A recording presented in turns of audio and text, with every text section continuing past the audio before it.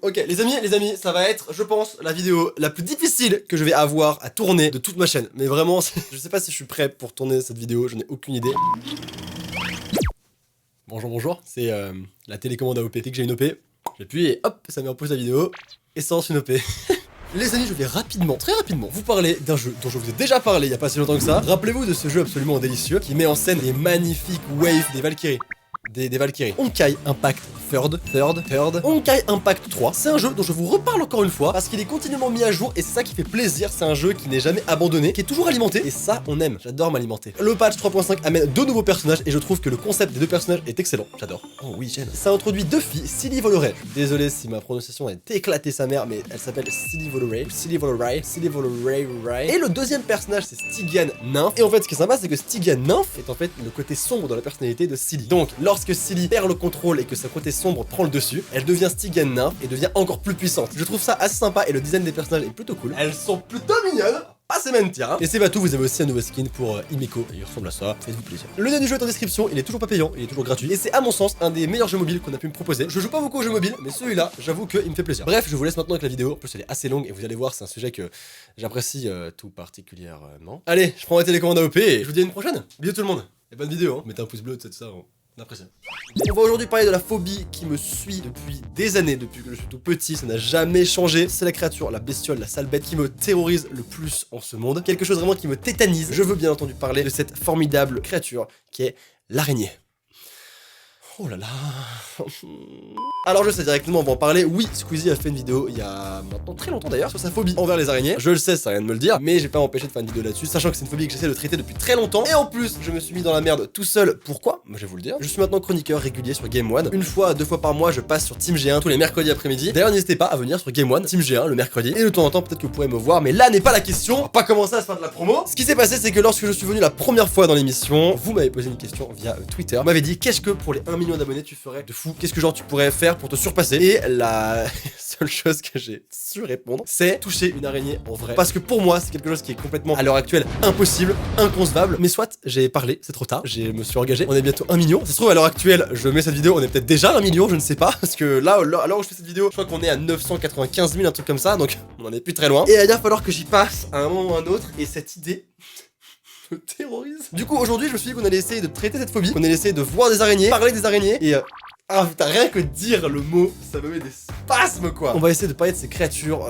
qui ont été clairement conçues par Satan lui-même. Il en a pris le plus grand soin. Est-ce qu'on en parle que c'est clairement le condensé en fait de tout ce qui est dégueulasse? Tu prends plein de poils, plein de pattes, plein d'œils. Wouh, t'as une araignée. Super. Tout ce qu'on aime. Alors c'est possible que dans cette vidéo j'essaie de me cacher derrière des blagues et derrière des sourires. Mais sachez que c'est réellement très difficile pour moi de faire ça.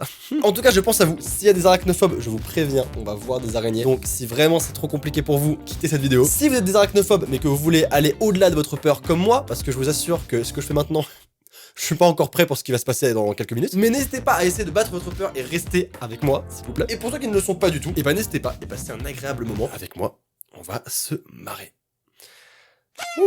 En tout cas, dites-moi quel est votre rapport avec les araignées dans les commentaires. Peut-être votre pire expérience avec une araignée, dites-le moi. Est-ce que vous êtes arachnophobe? Dites-le moi aussi. Je veux tout savoir dans les commentaires. Nous, on y va tout de suite. Je vais essayer de battre ma phobie, à savoir les araignées. On y va. Franchement c'est ouf hein, parce que franchement je suis en panique et je sais pas du tout ce que je vais voir. Je sais que je vais voir masse araignée et je sais à quel point ça me dégoûte complet. Mais c'est pas grave, on va essayer d'être fort, d'être un petit peu plus terre à terre et de se dire bon, ce n'est que des images. Ça va aller Maxime, ça va aller. Bref, allons-y, 17 preuves que si vous êtes bel et bien arachnophobe et yes voilà. C'est infâme, c'est vraiment, non mais en vrai, mais cette façon de se déplacer, c'est horrible quoi. En vrai, je peux pas comprendre que des gens se disent waouh, c'est beau! Mais putain, regardez-moi ça, quoi! Mais merde, c'est horrible! Ok, alors comme ça, vous n'avez pas peur des araignées. Moi, si, complètement. Complètement. Pour vous, l'arachnophobie est un truc complètement irrationnel qui n'a aucune raison d'être, hein? Oh putain, mec!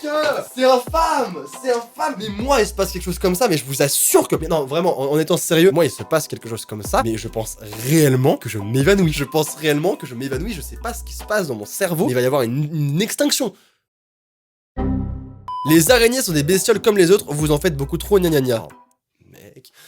Ok, Maxime, relativise, regarde, elles sont en famille, elles sont en train de se faire un petit pique-nique. Vous êtes sûr? Oh là là là là, bon ça va encore, ça... Ah non, ça va pas, j'avais pas vu le... Oh, mais regardez-moi ça, mais oh, c'est incroyable comme quoi. Franchement, à tout péter là, on dirait il y a quoi? 50 œufs, 70 œufs. Mais en fait, il y en a des centaines. Elles sont toutes là, elles font la fête, mec. C'est n'importe quoi. Mais...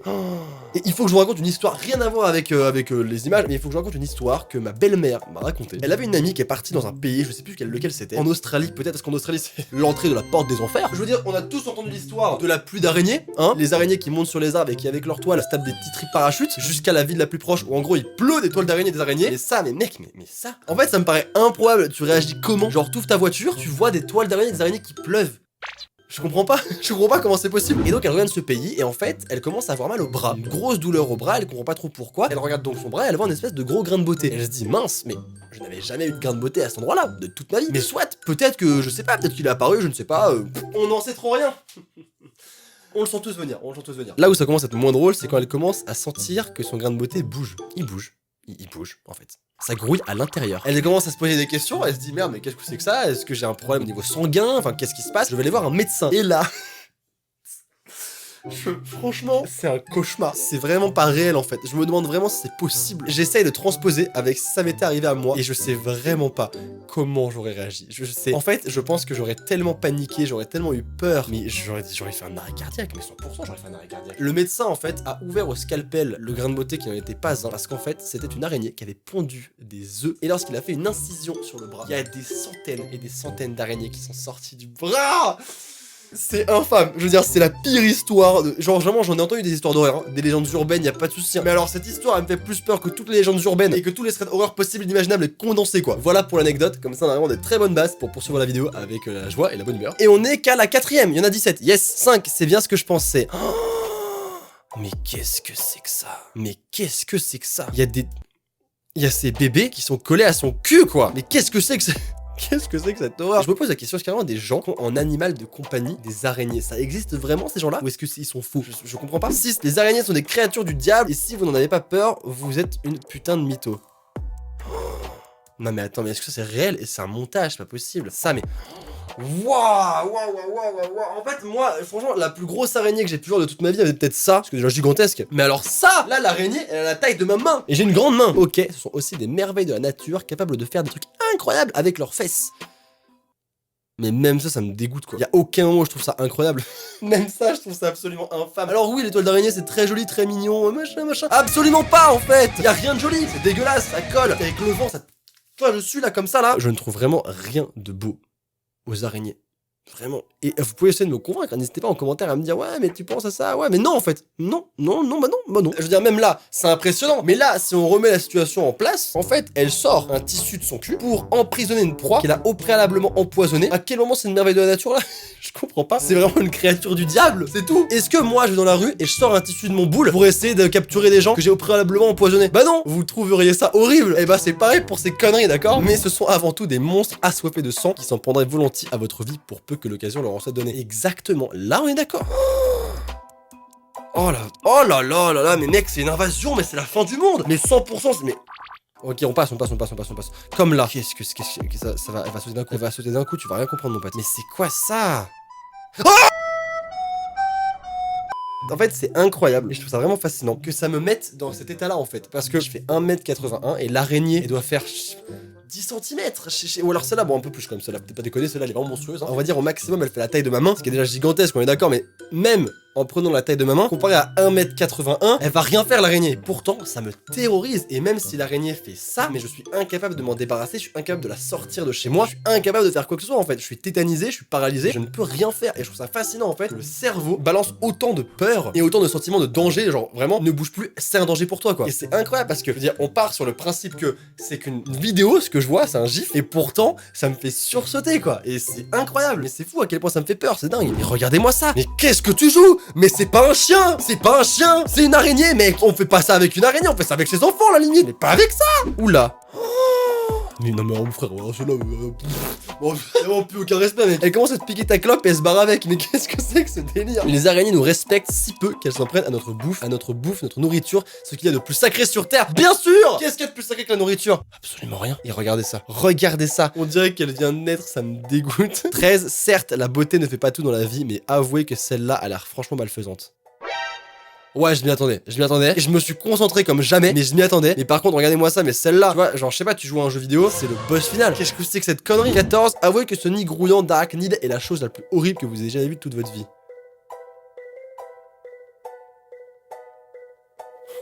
Ça va bien se passer, ça va bien se passer, ça va bien se passer, Maxime. Avouez que ceci est votre pire cauchemar. Ah, mais mec. Le jour où j'étais au collège, on l'a tous vu ce mec-là. Ce mec ou cette meuf, hein, les deux casse balles. Hein. T'as vraiment une personne qui arrive et qui fait vous savez quoi? J'ai appris un truc super intéressant. Vous voulez que je vous le dise? Et bah, dans notre vie, on mange au moins 4-5 araignées pendant qu'on dort. Bah, c'est super intéressant, ça, Jessica. On est tous super heureux de le savoir. Mais est-ce que tu pourrais pas, juste par hasard, hein, par respect, bah, fermer ta grande gueule? J'ai chaud.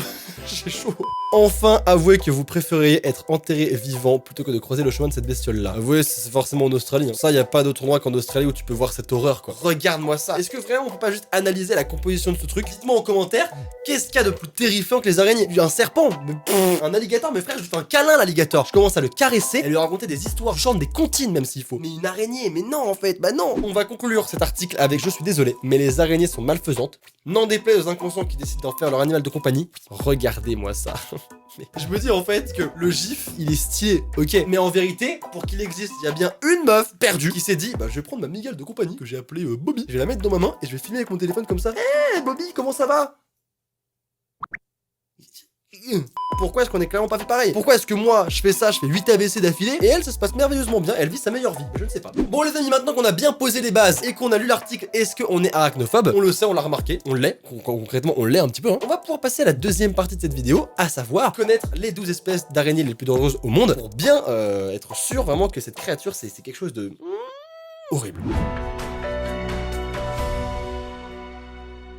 Je vous mets un t-shirt parce que franchement je commence vraiment à plus assumer la chaleur, ça me donne chaud mais vous imaginez même pas à quel point. Les arachnides possèdent deux crochets appelés chélicères. Super, on apprend des choses en plus, est-ce que c'est pas magnifique cette chaîne YouTube? Qui sont parfois reliés à une substance venimeuse plus ou moins dangereuse. Yes. Voici le classement qui met à jour les 12 araignées qu'il vaut mieux éviter de croiser car leur morsure n'est pas très agréable. Cette espèce possède 8 pattes.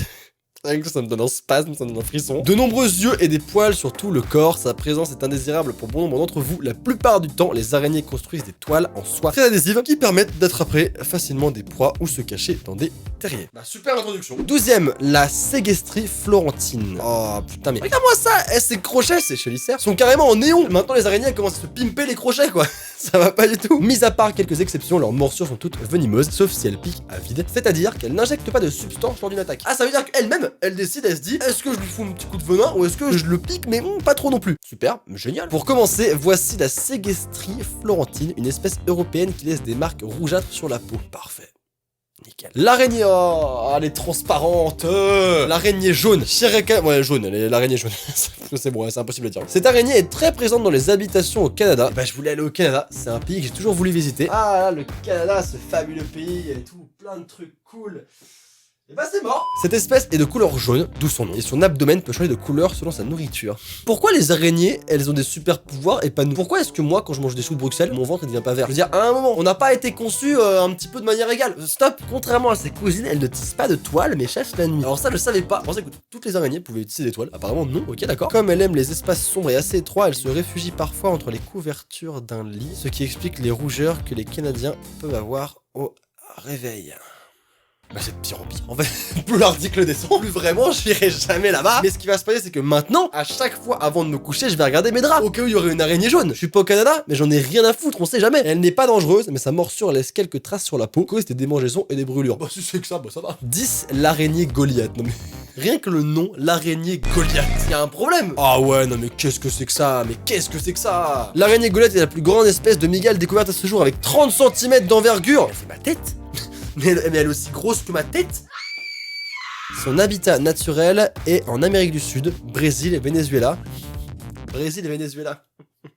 Brésil, Venezuela. Ok. Son venin est neurotoxique, c'est-à-dire qu'il est capable d'empoisonner le système nerveux. Même si ce dernier est peu actif sur les humains, il provoque néanmoins de grandes douleurs à cause de la taille des crochets. Mais tout va bien. Tout va bien. 9ème, on rentre dans le classement, tarentule ornée. Super. Qu'est-ce que c'est que ce truc? J'arrive même pas à comprendre c'est quoi sa forme. Ah, comme son nom l'indique, ce spécimen possède un corps orné de jolies couleurs. Bah si, il y a des jolies couleurs, c'est très bien. Cette mygale arboricole figure parmi les plus grandes au monde, 23 cm environ. Les tarentules de ce genre sont connues pour être agressives et venimeuses.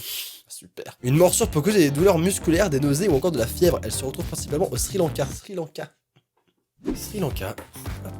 L'araignée loup chinoise. Mais toujours plus quoi. Faut les appeler, je sais pas, araignée dégueulasse 1, araignée dégueulasse 2, araignée dégueulasse 3. Ça suffit, ça suffit. Cette espèce ne tisse généralement pas de toile et se réfugie dans les terriers, notamment en Chine. La Chine. J'ai pu avoir beaucoup de pays à visiter, bon. Les femelles transportent leurs petits sur leur dos, c'est ce qu'on avait vu tout à l'heure, hein, un formidable souvenir. Elle crée des névroses au niveau de la morsure, elle peut détruire les cellules, les globules rouges et provoquer une hémorragie ou des infections graves. Jamais la cible, jamais la cible. L'araignée chameau, mais toujours plus au final, hein, la loup chinoise, l'araignée chameau. Ce genre d'arachnide se retrouve sur tous les continents du monde, excepté en Antarctique et en Australie. Bah là, ça va être compliqué de rayer tous les continents en fait. Elle serait capable de sauter à plus de 10 cm de haut afin de s'accrocher au chameau pour leur arracher un bout de viande. Mais c'est plus des araignées là, c'est des super-héros. L'araignée des sables. Cette arachnide est très rapide pour attraper une proie. Elle peut être dangereuse pour l'homme car son venin est très toxique, mais serait capable de produire des lésions de 2,5 cm de diamètre. C'est de pire en pire. Mais ça va être quoi la première? La veuve noire d'Europe ou Malmiate. Alors elle est présente en Europe, surtout autour du bassin méditerranéen, yes. Les veuves noires sont des araignées dangereuses car leur venin attaque le système nerveux, yes. Elles sont cependant très reconnaissables avec leur couleur noire et tachetées de pointes de couleurs vives sur leur dos, qui peuvent être de différentes couleurs, rouge, orange ou jaune. Yes. La veuve noire d'Amérique. Ah bah c'est elle qu'on connaît. On dirait vraiment un monstre qui a été créé pour tuer quoi. Son venin serait 15 fois plus puissant que celui d'un serpent à sonnette. Trouble de l'attention, sueur froide, maux de tête, spasmes musculaires, nausées. Bon ça va, on va continuer comme ça longtemps ou... Hallucinations sont autant de conséquences d'une morsure, un antidote est nécessaire. Je sais même pas quoi dire. L'araignée. Ah non, mais là, Atrax robustus. Non, mais c'est quoi ça? Ça, c'est une araignée qui a trop poussé à la salle, ça. Ça, c'est Thibaut InShape. En araignée, on t'a reconnu, mec. Arrête. Damn, les gens. C'est une mygale très célèbre et dangereuse en Australie. Vous voyez, Australie, toujours. Comme on peut le voir dans cette vidéo, elle peut se terrer n'importe où dans une maison. Il faut faire attention à ne pas se faire mordre car son venin est très toxique. Un antidote doit être délivré rapidement sous peine de décès. Ah, mais ça rigole zéro en fait. Ça rigole plus. Là, on parle plus de hallucination, de passe musculaire. Non, on parle de décès. Tu te fais piquer, tu meurs. L'araignée violoniste ou recluse brune. Cette araignée se rencontre plus principalement aux États-Unis. Les morsures de cette espèce sont très douloureuses. Le venin détruit artères et vaisseaux et provoque des vomissements.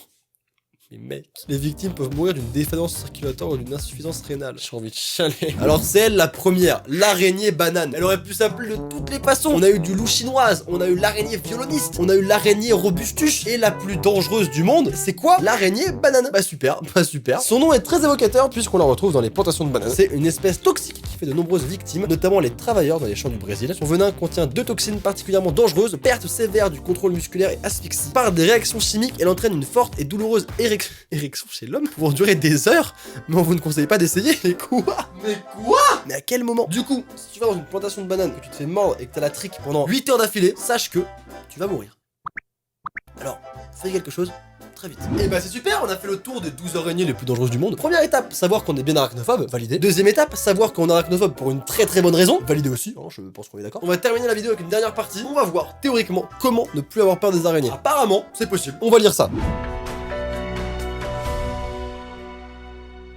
La plupart des araignées que l'on peut croiser sont minuscules et inoffensives. Pourtant, nous serions quelques 40% à en avoir peur. Moi, je fais partie des 40. Est-ce que vous aussi, vous faites partie des 40? Laissez un pouce bleu si vous faites partie des 40%. Moi, je trouve que c'est une bonne méthode pour avoir des pouces bleus. Et au final, bah, ça me montre aussi que vous avez peur des araignées. Montrez-moi. Hein. Cette peur peut même devenir incontrôlable et se muer en phobie, en arachnophobie. Salut. Heureusement, il existe des solutions pour ne plus avoir aussi peur des araignées. Du coup, je suis curieux de le savoir parce que là, actuellement, j'ai pas de solution. Apprendre à...